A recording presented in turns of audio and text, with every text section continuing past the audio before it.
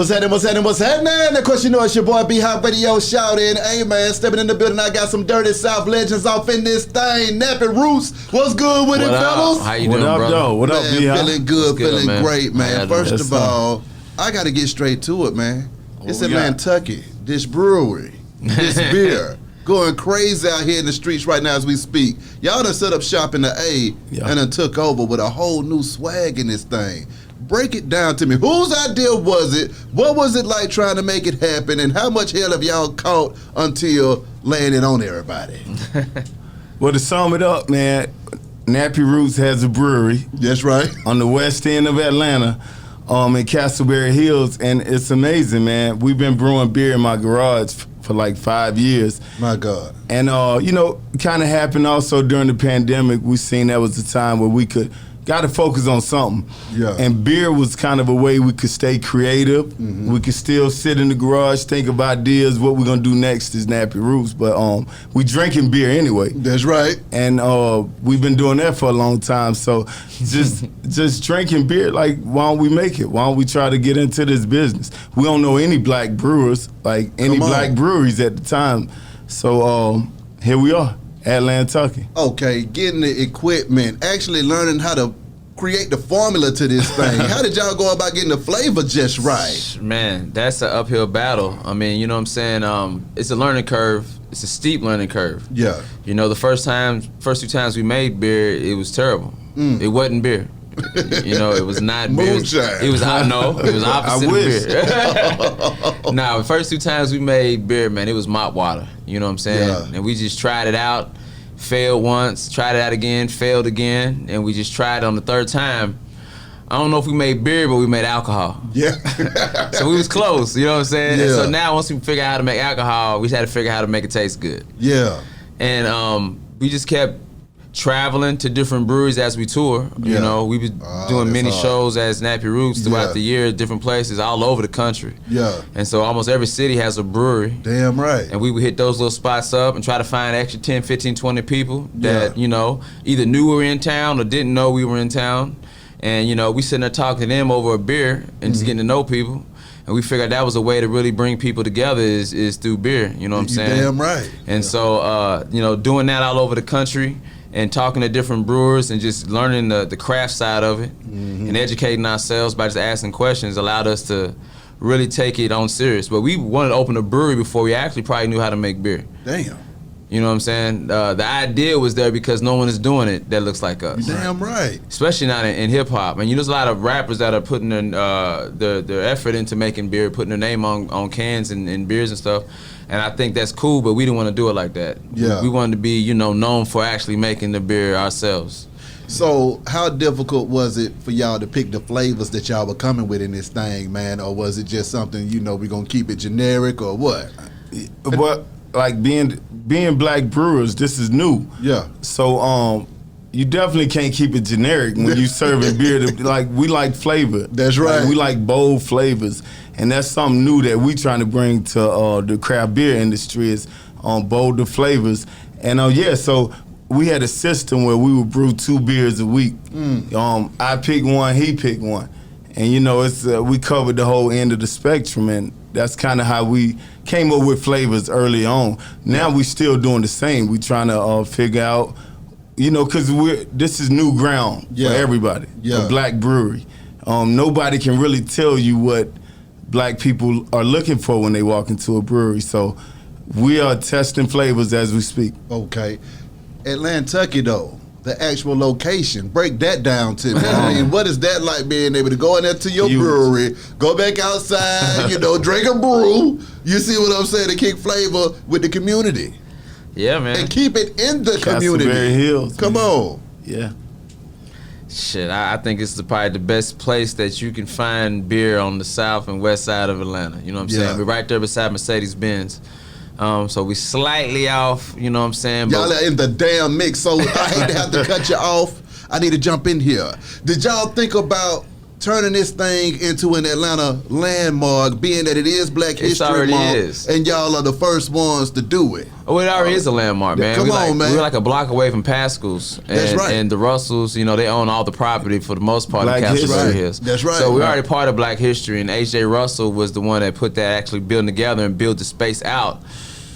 Several years ago. I'm talking about marketing that thing as a landmark, because y'all are groundbreaking and visionary with this thing right here. So you would literally have folks from Denver, Colorado coming down here to Atlanta to kick flavor at the first Black brewery. Well, we might need to hire you like, on the management team. It just hit me while we was talking. I'm like, man, this is groundbreaking. It is, man. Like, excuse me, but it is to be in Castleberry Hills, to be in that area, to be in the Russell building. It's a lot of responsibility on us, right. You know. And welcome, like we welcome the challenge. So we have an opportunity to bring a service to the neighborhood, and you know that's provide a comfortable place for everybody to come have a beer and socialize. And we're up for the challenge, man. That's right. That's right. Now you know I can't have y'all in here and not get into no music in this thing. Fellas. Nappy Roots, the group, man. I mean, how did y'all boys get together? And when y'all came with that boy Jazzy Faye, with that Awnaw, and all hell broke loose around this thing. Yeah, man. Take me there, please. Oh Lord. Oh shit. If I went back to how it all started for Nappy Roots, we were in college. This is 98, 99, just doing our thing. You know, we put out watermelon chicken and grits. Yeah. I mean, I'm sorry, country fried cess. Let me go back to that, country fried cess in college.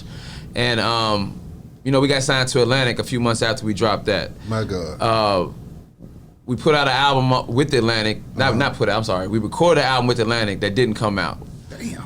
They didn't know how to market us or any of that. So it sat on the shelf for a while, and then we figured out, you know, this ain't gonna happen. We need to get better than what we did on the first album with Atlantic that we recorded. So we came up with another project called No Comb, No Brush, No Fade, No Perm. And I know. I'm with you. We was nappy as hell back then. Exactly. And that's how we got good. And so now come year 2000, I just graduated. Scales was living in Atlanta. I quit my job, came down here, and we just started trying to figure out how to get to it. You know? We came up with records like Hustler and Set It Out off Watermelon Chicken and Grits, and that's what got the ball rolling. Yeah. But the whole time we was coming to Atlanta, we was trying to get with Jazzy Faye. That's right. We had a manager at the time. Jazzy Faye was hot. Like you couldn't even get into Atlanta, get on the radio if you didn't have a Jazzy Faye record. Thanks. So we was just driving from school after Friday night, just driving down here trying to meet up with Jazzy Faye, hanging out at 112. Yeah. You know, we was like 2 booths away, like looking like some country bumpkins, but like there he is, so we close. You know what I'm saying? And you know, it just we close. It's close. It just never happened, man. He's right there. Never happened, man. We see him. You know, you might see him in the bathroom, but you can't talk to the nigga because the bathroom. In the bathroom. You know what I'm saying? So it's like shit. So you know, we just kept trying and kept coming to Atlanta. We met up with a young producer from Kansas City named Groove Chambers. Yeah. And he was a humble dude. We was in Patchwork, recording, working on records. Yes, sir. Shit. There's a bunch of niggas in the studio at Patchwork hanging out, just trying to get their shit too. So we was amongst, you know, the peers we wanted to be amongst, you know. Exactly. T.I. was there, Jim Crow, like, you know, Toon was there. Youngblood. Like, we was hanging out with them type of artists back then. We was all trying to get it, but it could be any one of us at that time. Yeah. You know what I'm saying? Out, real quick, shout out to Jim Crow and Youngbloods. I can remember cats buying us pizza, you know, like we just straight out of college. They was really looking out for us. You know what I mean? At Patchwork Studio, just some country dudes from Kentucky. Curtis, man, for sure. Yeah, shout out. Patchwork was the home. If you could survive in Patchwork, you know, you felt, got something. You got something. Yeah, man. That's 2000, 2001. You know, we just coming down, just trying to get it together, trying to figure it out. You know what I'm saying? And we end up coming up with those keys. You know, he went to the other beat. No, go back. Big V, go back. You know, and then Big V and Scales. You know, that's the hook. It's all now, hell no, y'all done up and done it. They both heard 2 different things for the hook, and they put it together.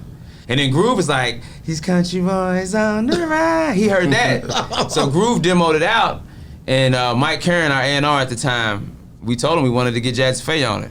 And Jazzy Faye had a deal with Atlantic, doing a bunch of Trick Daddy shit and a bunch of stuff. So At that time, now it's easy to get the Jazzy Faye. Yeah. Jazzy Faye did it. He came to the studio. We was at Tree Sound at the time.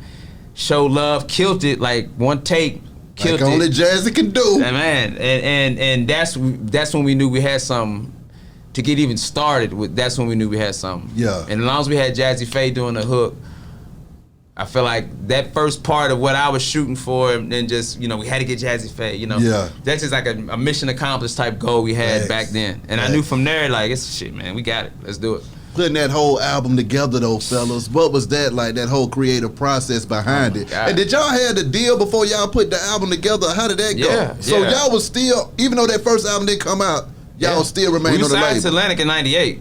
Damn. 1998. I was a junior in college. Okay, so hold up. Before I even go to the album, then I mean, from '98, looking crazy, all the way up until it was time to drop. 2002. What was it that kept y'all motivated for 4 years, waiting on the funk to hit the fan? Well, I had quit basketball. I gave up my basketball scholarship, but I believed in it. Like for me, and for all of us, we weren't really tripping on we knew we had something. It was just a matter of when.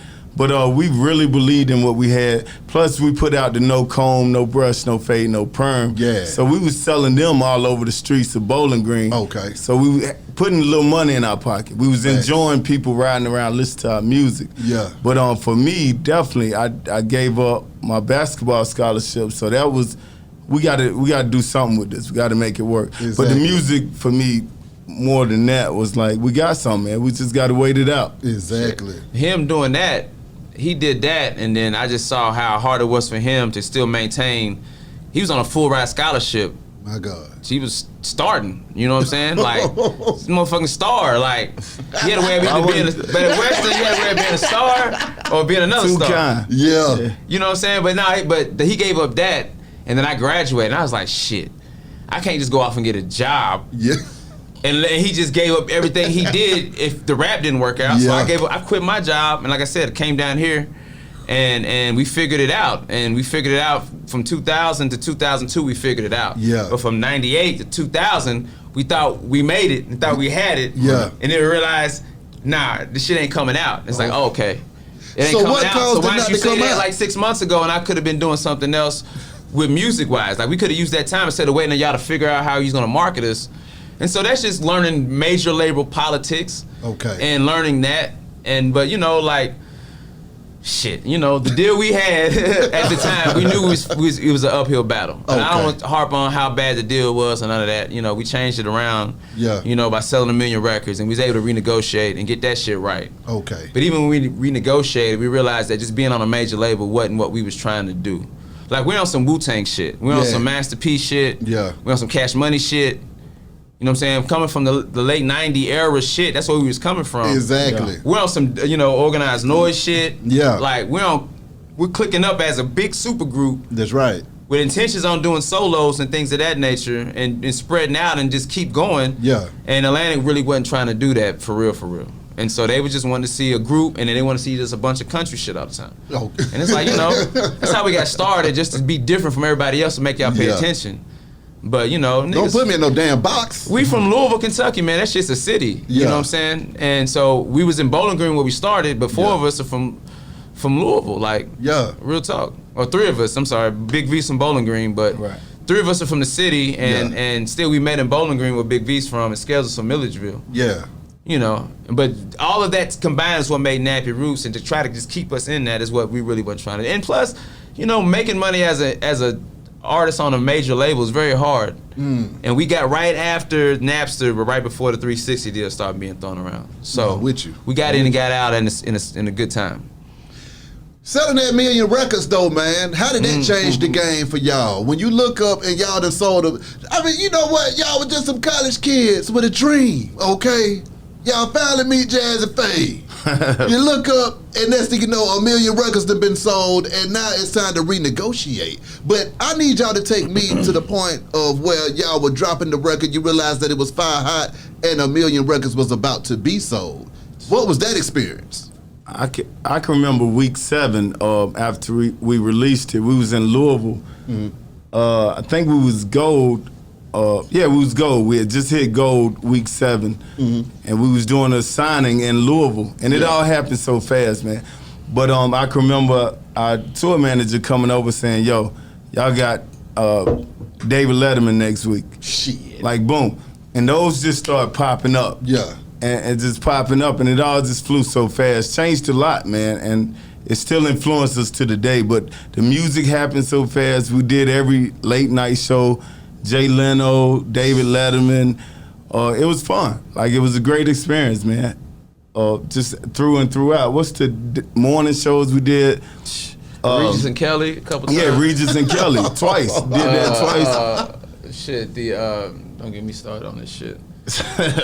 We did it all. It happens fast, man. We did it all for that era. You know what I'm saying? Yeah. A lot of people, we was kind of the beginning of it. Even with Atlantic, we was kind of getting their hip hop division together, and they was getting more and more powerful. By the time they got to us, they had Trick Daddy, Fat Joe, Lil' Kim. They had Drama at the time. They had Brandy. They had a big department where they was able to get those good shows. Exactly. And we just kind of rode that wave in and out. And, the shit was fun. And to know that you sold 1 million, it's like, okay, mission accomplished. But that, to me, is when the shit got scary for me. It's like, oh, shit. How do you maintain that? How do you maintain going 1 million miles an hour? How do you maintain going here, and here? Even though you want some more too scared. I'm with you. You got to know when to, you got to know that that's how the machine works. Yeah. So we went through the machine, man. And, they made a noodle out of us. I could tell you. You know what I'm saying? Being independent right away felt better, I can't lie. Like, just being in control, and you kind of reap what you sow when you're independent. You work hard, you gain a little more.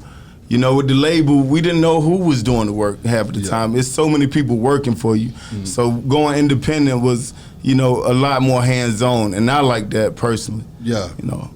What was so scary about it, though, Skinny, that wore you out after that 1 million was sold, man? I mean, what was it that made you say, it's getting freaky around this thing? I mean, nothing crazy. I mean, we were just always going. Like, you were always on a tour bus. You always in a hotel. You're always meeting people that, you don't know if they have good intentions or bad, You're making money, but now you're spending money. And now you're spending money, how are you going to maintain this? It's just one record. Yeah. That one record, how long is that going to last? It's 5 or 6 of us, plus a manager, plus the road manager, plus, there's all kind of commissions flying out the door, man. And you in the middle of it, it's 1 million, but, how much are you retaining and how much are we retaining as in not just the money, but our soul within what you're signing up for. Yeah. And sometimes you're signing up for opportunity to be an artist, and sometimes you're making a deal with the devil.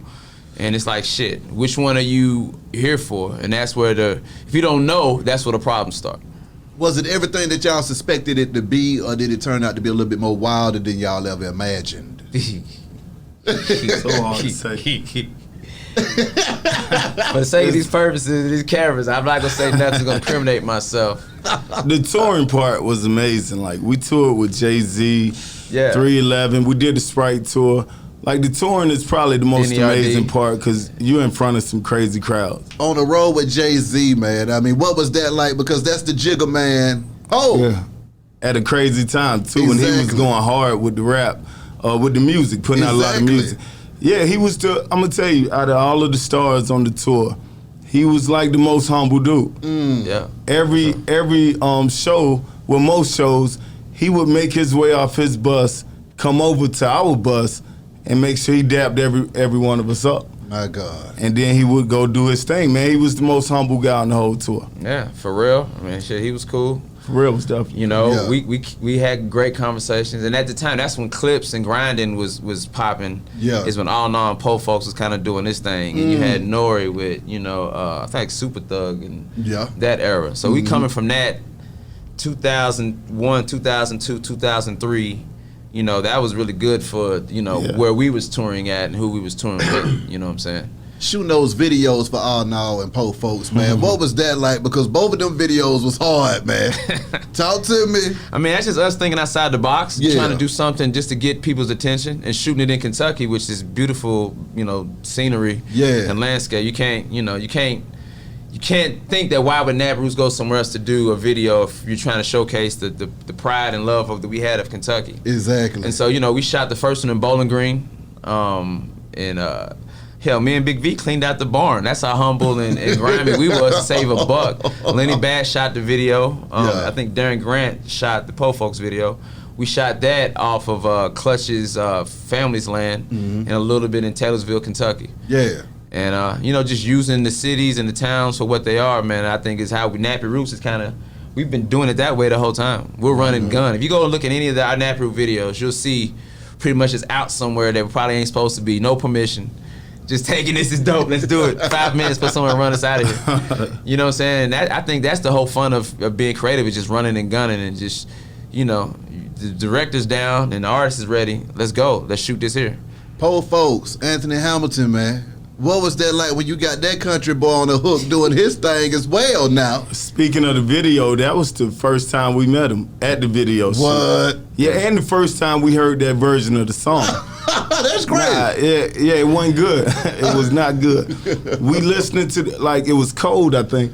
So we in the van, and we went in the van, Anthony Hamilton sitting in the front seat. Yeah. And, you know, we all just in there to stay warm. And somebody played the new version, and it's Anthony we didn't even know who he was at the time. Yeah. And we listening to it, and of course it was better. Now we know that. But at the time, we like, hold up, man, who playing with our song? Yeah. Like, who put somebody on our song? Like, we weren't feeling it, not even knowing that was him in the front seat. And as humble as he is, man, as good of a guy as Anthony Hamilton is, he didn't say nothing. He just sat in the front seat, just let us say what we were saying. And look, 20 years later, that song changed. Our version shouldn't never be heard again.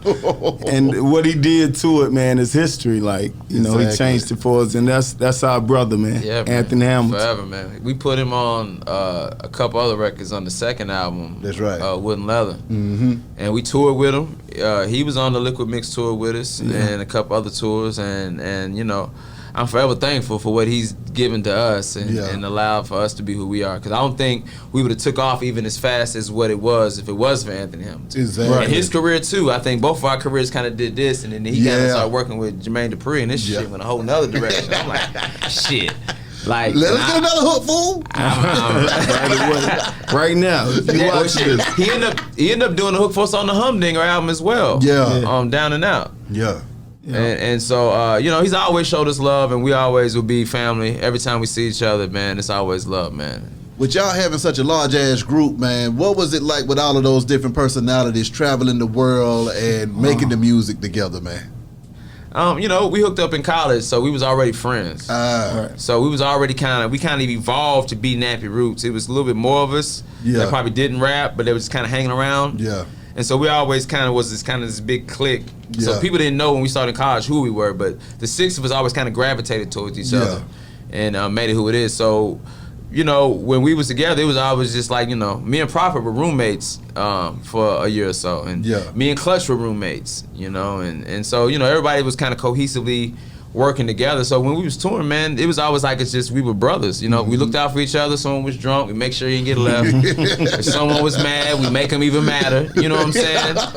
You know what I'm saying? No one ever got to throwing blows or nothing like that. You know, a couple times it got close, but it's people always have got love. You can just make sure they're in a good place when we leave them. Yeah. Some people got left on accident at truck stops. So, you know, but again, like, you know, we're still brothers, you know, even though two members left to go, you know, do their own personal solo endeavors, you know. We can still call and joke and laugh, you know, when the time is. But, you know, we grown, man. So we got to either work together or we can't work at all.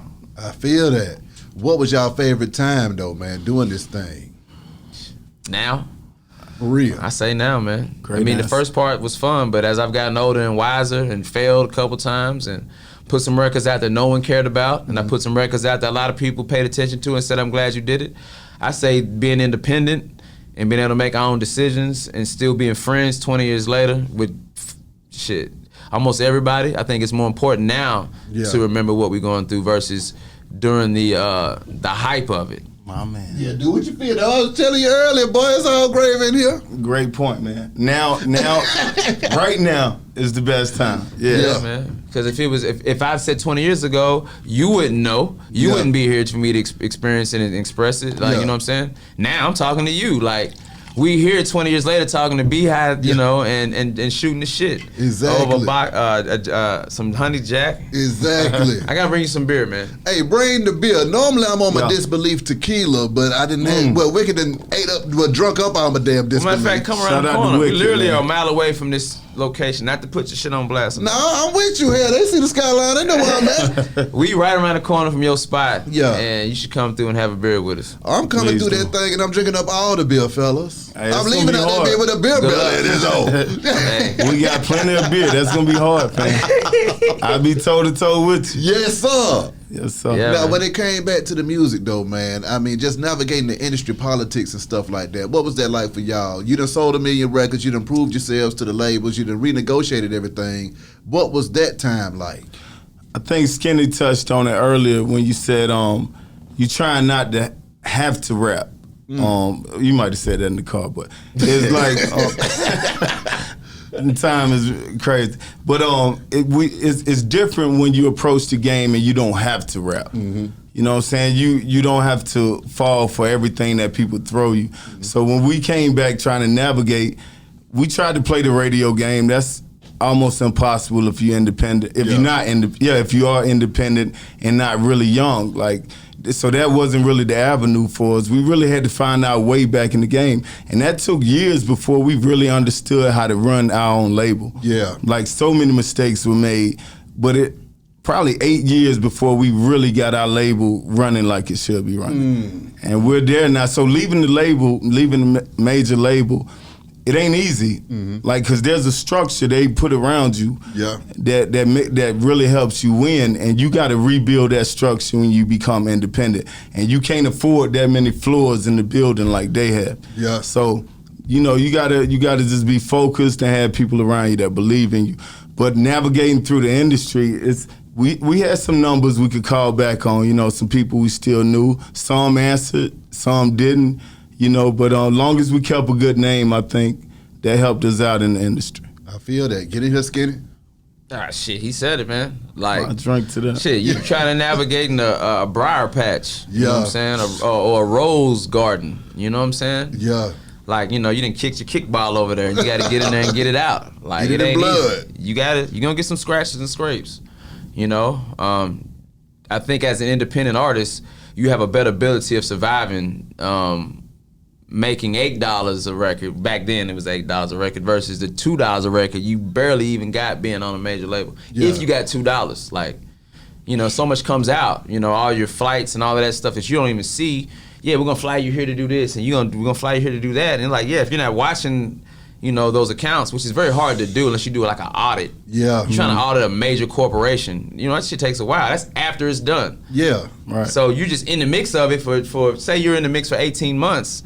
You know, you riding high, everyone's calling you, you're making all the money, you the man, you're getting, you know, big bucks at shows. You know, you did a pub deal, which is in advance. You got a record deal, which is in advance. You know, you ain't paid no taxes. You know, you might have a baby mama, you broke her off to stay quiet for a little bit. You gave your mama something, you bought yourself a car and a necklace. Yeah. You know what I'm saying? You're going around about 18 months doing that, and then, you know, now you got to show and prove. Yeah. And so when we got the deal the second time, it's like a $2 million deal. And at the time, it's like, okay, that works. It fixes a little bit of it. Yeah. But that's all still a bank loan. Like, it's just a loan. Yeah. And so that's still not a lot of money when you still split it up. But, you know, the opportunity to make more is always there. And so we made more than that, but just that. And then leaving that whole infrastructure of people advancing you money and advancing you the thing of that, and you using that to go to the next thing of your stage of your life. You're like, keep in mind, you're an artist, so you're hanging out in Atlanta. Yeah. There's T.I. on this side and Shaq on this side. Of course you got to buy the bottle. Of course you got to throw it up. You know what I'm saying? Of course. Like, come on, man. So, you know, that part of weaning yourself off from trying to be a celebrity and being more independent-minded. Yeah. And saying, okay, it ain't about a $2 million advance.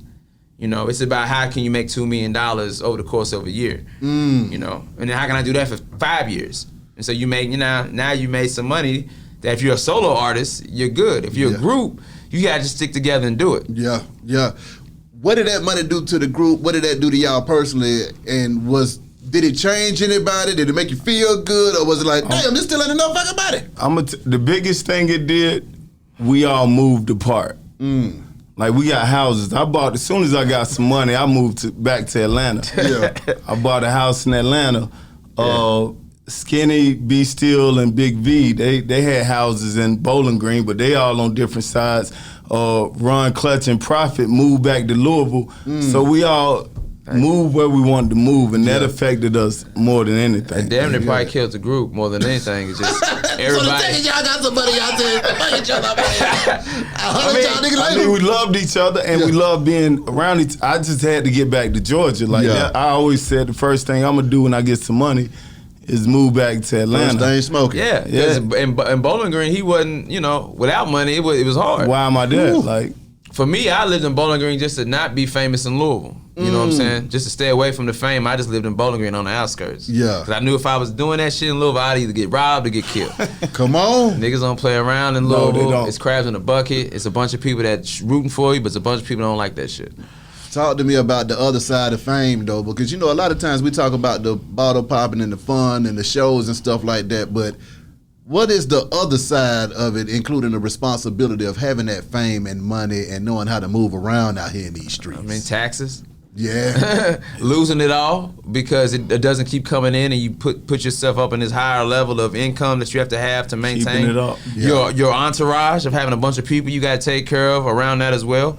A bunch of people you gave money to that thought was going to pay you back and don't. That's the price of fame, and trying to have those people around you. And if you like a bunch of yes people around you, then it's very dangerous. Yeah. You know what I'm saying? But if you don't like fame, I'm very I'm antisocial. I can be fine by myself in a room all day. Yeah. Me and this guy cool, but he'll tell you like shit. He's a little weird. But fame to me was something I didn't really want. I wanted the success, not necessarily the fame. Yeah. And so I look at it different than just trying to be famous. Famous is like being a 7-year senior in college. Everybody know who you are. Yeah. But you might have a shitty job and they might be laughing at you behind your back. When you come into the party, you the life of it. Yeah. But you have another side of that is you have to go and deal with who you are because you built up this other thing. Yeah. That's what fame is. And if you just a cool person that can come in and watch the guy who's the life of the party, and you can still have a drink and live and chill and kick it in the shadows and no one know you there, that's also equally cool too. You the one probably with the money. Come on. The guy's fighting to be look at me, probably the one who's striding for shit. And it might not even be money, it might be ego. Yeah. And that's even better. That's even worse if you have an ego when you're dealing with fame. My God. There's all kind of things that'll fuck you up if you have fame coming at you. People win the lottery and they probably some of the miserable motherfuckers you can probably think of sometimes. Facts. Because they can't handle what comes with it. And that's what comes with fame. Is all of those things you don't never, ever see. It's the fart in the room you don't want to deal with. There's only 2 of y'all in there. You don't want to say it. Scale, how did it hit you, man? The same, man. Like it changed my life. Like, the thing is, are we talking fame or money? Because those are two different things. Go both down both streets. It's fortune and fame. It's two different things. Yeah, fame, I'm not really that guy either. I like to, go in a place to eat and it's just chill. Nobody know me. And it was like that. With Nappy Roots, there's 6 of us, so unless we all six of us walking together, you really not gonna be like, oh, that's so-and-so. It happens sometimes. But that how it worked too, though, back then. That's how it worked. But you also do feel you can't just stop anywhere and use the bathroom and be number 2 because somebody might know you. They might know you. I done drove way in the country before, like way deep in Kentucky, and pulled over because I had to use the bathroom. First person I see is like, you from Nappy Roots? I'm like, yeah, can I use your bathroom? But so we that famous. Where you might get recognized going into somebody's bathroom.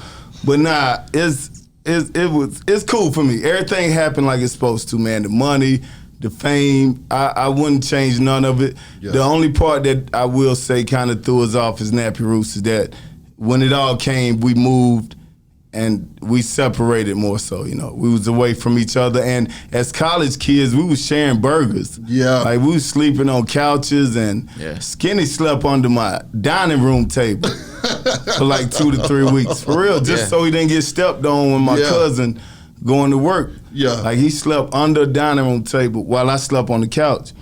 But that's, you can't, once you get fame and money, you ain't finna do none of that. Come on. Yeah. You ain't doing none of that. So Exactly. we became vegans and shit. Like my biggest thing, I stopped drinking. What? That's how, whatever changed me. Yeah. I tried something new. Yeah. Lost all my friends. Like I wasn't even, like we couldn't even kick it in the green rooms like we used to. They be over here, I'm over here looking at them get drunk. It's just, I felt judgmental. Man, look at y'all. It didn't take long at all. I could tell how he was looking at us. Y'all coming cool together. But now you got your bar, you got your green room, they got the rider fulfilled. Everybody got their own bottle. This is when we at the height of our shit. He wanted to go vegan and go green and stop drinking. Like the height of our shit, he want to do some 3-stack shit. I was living a better life. Like they looking at me like you changed. He like, was above us. But it I'm was back now though. When he came back, we was there for him. Come on. At the height though, man, what is that like when you got the lights, camera, and action at the very height of the career, man? That that space that everybody's dreaming of trying to get to. What was that experience like for y'all at the damn top? It happens for me on stage. Like I can remember a couple times on stage, even being in Kuwait, performing with Kid Rock and a bunch of other stars for the USO tour. It's like, damn, I'm really over here because of rap. Like I'm over here because of rap, and that's like damn near impossible to be doing what we doing. And these people over here know our music. It was just amazing, man. They was getting inspired by. They actually asked for Nappy Roots that year. So to know that we doing all this off of our pen and pad, that's when it hits me on stage. Like, yeah, we doing something big. Yeah, I think that's it. Like, the stage is the best place for an artist to perform and get that natural feeling anyway of that, like, the extra oxygen flowing through you.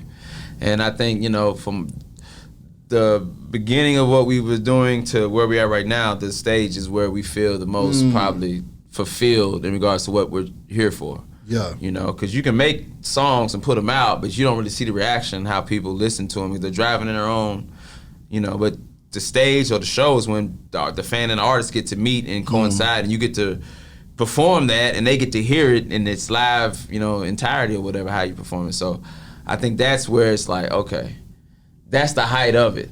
Like, you can be famous, everybody knows your name, like we talked about earlier, like, that's cool. But when they're chanting your songs back to you, and they're telling you their favorite song, how this song, took them off the edge, or they changed their life this way, or they got married and they met it, those are the higher parts of being an artist that are part of making it what it is. You know, the money is good. You can be $1 million, or you can be $20. Like, if you know how to manage it and you know how to, handle money, you'll be fine either way. But you can't control how someone feels in the reaction of the music you make and put out. And that to me, again, we talk about success, fame, and fortune. Those are 3 different things. Success to me is in the middle of that. Are you happy with what you do?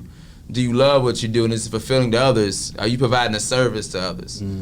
That's when you become a wealthy individual, and that's where, again, like I said, now I get the successes that we've had. I get it now more than what we made it then to be what it is. Because people still remember what we did then.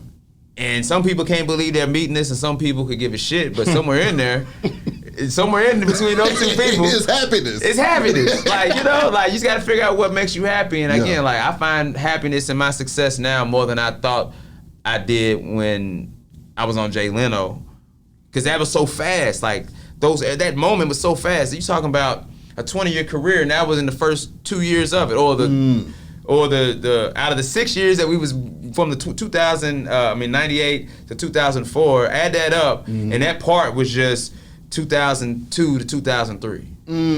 That fame part.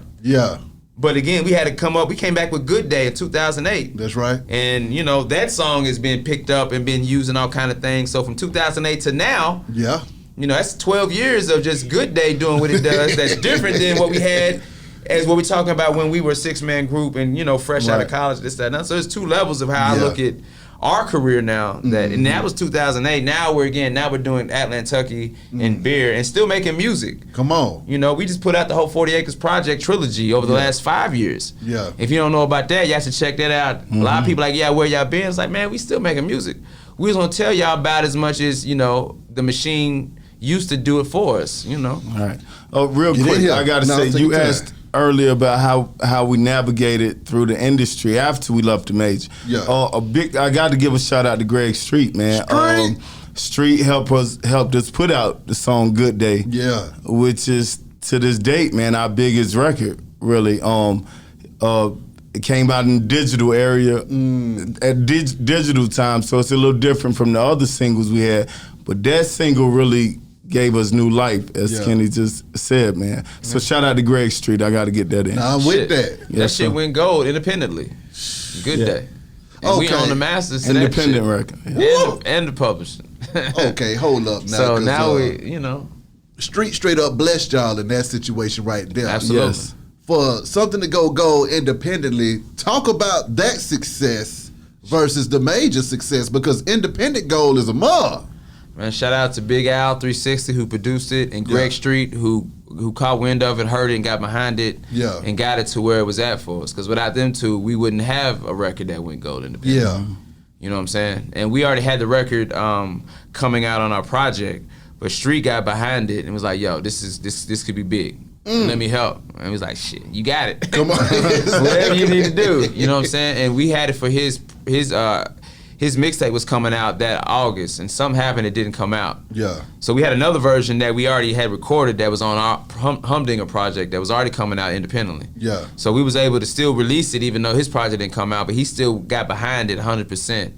And if you lived in Atlanta, you heard that record like every day. And it's a great record, you know? Yeah. It's a great record. It'll start your day off. It's positive. Yeah. You know, no one's gonna die today. All my legs look fly today. Come on. Like, you know, what's wrong with that? You know. Hey, you know what I'm saying? So, you know, I can't thank him enough. Every time I see him, you know, I always try to say thank you.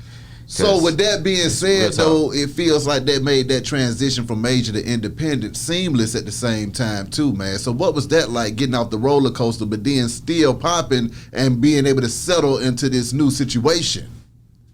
Shit, just being like what we were before we got signed, being like what we were when we did Country Fried Cess, and No Comb, No Brush, No Fade, No Perm. Yeah. And then taking what we learned from the Watermelon Chicken and Grits and Wood and Leather, combining the two, and just hitting the streets, going city to city.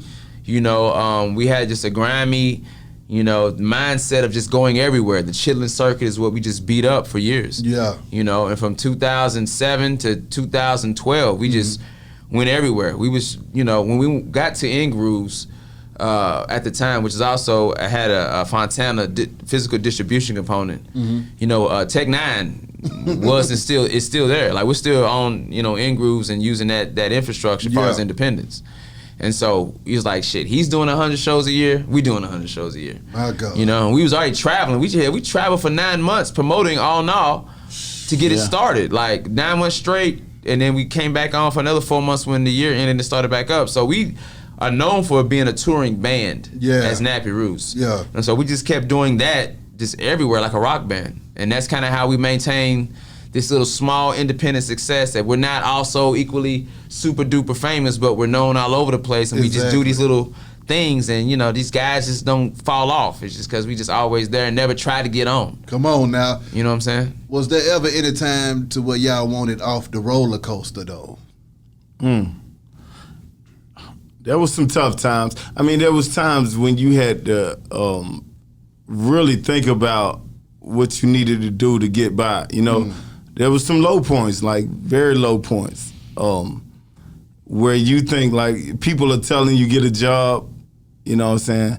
People, which you probably should have at the time. Yeah, I mean, we all have been there. Man, we talk, I mean, and this is after. Hell, I've been told to get a job while I had a damn job. This is after the fame though. This is after the fame. That's why you in a rocky place. When you, like, what you gonna go do? You didn't, you know, some of us didn't finish college, some didn't. A lot of rappers don't even go to college because they're doing, you start rapping at an early age. So, you know, you're not going to work in the warehouse after you've had 2 hit singles. Like, people will recognize you. Yeah. So you in a tough place, so people don't understand. You chasing your dream, man, you following it. I always believed in Nappy Roots, even through the repossessions, even through the foreclosures. Yeah. You know what I mean? You got evictions, whatever. I know I believed in Nappy Roots, and to see us on the other side of things is, definitely a good feeling. Yeah, man. I would say, and it's very hard to say this because I did it. Like, if you make it, if you get one song that even remotely catches on, don't get too ahead of your skis, man. Yeah. Don't get too ahead of your skis, man. Get you a car that doesn't break down that you can afford to fix. Come on, man. Get you some property that you can afford to pay the property taxes on. Yeah. Pay your taxes. Yeah. Federal and state. Get you, it's cheaper to keep her. Don't sit here and just drop it off and have a bunch of baby mamas that are expecting you to pay them a nominal fee every month for 18 years, man. It's the long run. Like, we talking about us now. Like, us. Like, don't make those mistakes that are very on where you can just trip and flip and fumble and fall down the hill and make a dynamic snowball that ends up in your mama's house. Now you're back in your mama's house and she believed in you and she didn't put a second mortgage on her house to get you out of jail that second time, and she know you're gonna make it because you got talent, because she heard you rapping with your niggas in the garage. You know what I'm saying? Like, you gotta not get ahead of your skis, man. You gotta be able to forge your lifestyle. You painted a hell of a picture just then. Snap. It's not even my life. I'm just saying, I can see this happening for somebody. Yeah. Don't do that. Like, get you a car that you can afford. Get you a house. Stay out the way. Like, get you one or two necklaces. Yeah. Go to the strip club once a month. Not every day. Get you a couple good friends in the radio station that support your records. You can go a long way like that. Yeah. Make sure you take care of your team. Pay them well, and they'll take care of you. If you do that, you'll have a long career. We've been in this game 20 years, and I've seen a lot of people fail and fuck up. And you don't even know we've been here 20 years. That's the crazy part about Nappy Roots. And I say this a scale of time. I say, I just want to hang in the shadows and watch everybody do their thing. And all be like, oh, Nappy Roots is here? I didn't even know. It's like, yeah, nigga, we here smoking weed, watching, smoking Kill till you finish. You know what I'm saying? Like, we chilling. Don't worry about us. I'm watching y'all. I'm gonna make sure everybody's doing good. We're gonna keep making music. We're gonna keep doing what we do. Like, we on to something y'all ain't even thinking about. Ooh. So we already 4 or 5 years ahead of y'all before y'all figured what we just did out. Come on now. You know what I'm saying? We good. Lastly, fellas, how can these folks contact you? How can they get down there to that brewery? And is there anything that y'all want to let these people know? Yeah, man. All of it. NappyRoots.com. To keep it real simple. ATLANTUCKY.com. You could any platform you're on, you could search Nappy Roots. Yes, sir. Instagram @Nappy Roots. Twitter @Nappy Roots. Facebook @Nappy Roots. And the same thing with ATLANTUCKY. Yeah. You can go to Nappy Roots first, and you'll find ATLANTUCKY. That's all we talk about. That's right. It's beer and ATLANTUCKY, and a couple new songs we just did. We got some cool shit that we just did last week. All right, now. That's kind of got me excited for music again. Yeah. So yeah, man, follow us. We follow back. Sometimes it's me and Skinny that's actually doing it, so we love to talk to people, and we're very grateful, man, to be right here doing one of the, I say, the hottest show. Hey, man, appreciate that's popping right now. I'm trying to make it do what it's supposed to. Man. I appreciate y'all coming here adding some flame to You're the a fire. culture changer, man. Hey, man, I'm Yes, trying. I'm trying. my brother. Thank y'all, man. Already. Hey, I would say look out for some of our artists that we have. We have our label as well, Not Regular. Yeah. We was trying to do that at the same time as build a brewery. The brewery took off a little ahead of the music in regards to us working with other artists. Yeah. But Sunday, spelled with a V, Fresh Ali and our artist Sage are doing dope things. Okay. They hang out at ATLANTUCKY. If you know about them, check them out, and just be on the lookout for what we're doing as well as Nappy Roots. We got some new music, fucking with NFTs. Come on. We got some product in stores coming in second quarter with some cans into the marketplace. So be on the lookout for ATLANTUCKY in stores. That's hard. Yeah, man. I need some cans for the table, fellas. Yes, Got sir, man. Some cans for the table. Got you, bro. Beehive Radio shouted. Nappy Roots, holla at y'all in a minute, man. Thank y'all, man. We gone.